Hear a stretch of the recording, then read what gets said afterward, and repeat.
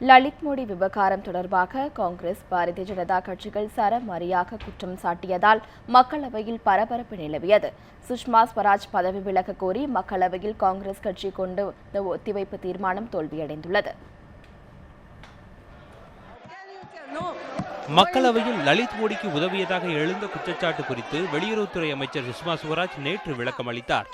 ஆனால் சுஷ்மா ஸ்வராஜ் விளக்கமளிக்க எதிர்ப்பு தெரிவித்து எதிர்க்கட்சிகள் தொடர்ந்து அமளியில் ஈடுபட்டன. பிரதமர் விளக்கமளிக்க வேண்டும் என அவர்கள் முழக்கங்களை எழுப்பினர்.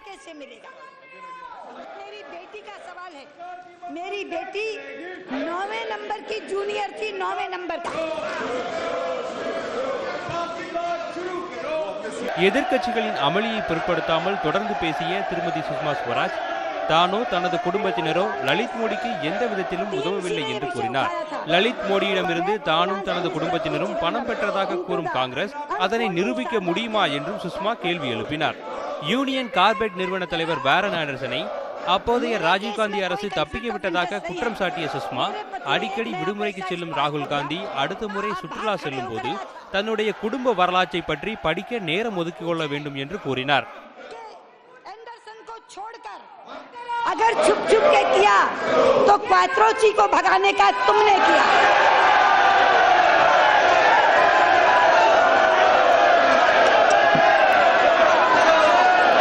अध्यक्ष जी, अगर छुप छुप के कोई काम किया तो राजीव गांधी की सरकार में एंडरसन को भगाने का काम किया।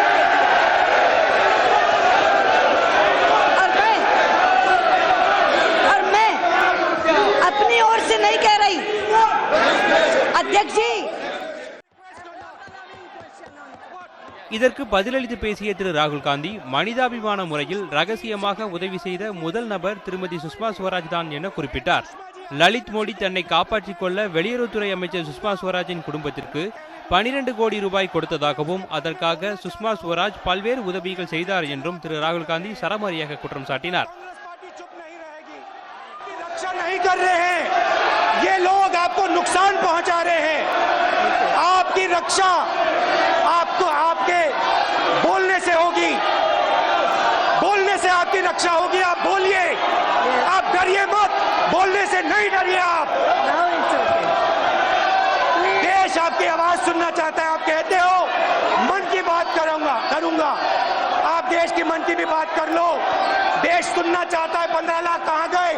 देश सुनना चाहता है ललित मोदी को ब्लैक मनी के नेटवर्क को क्यों बचाया जा रहा है.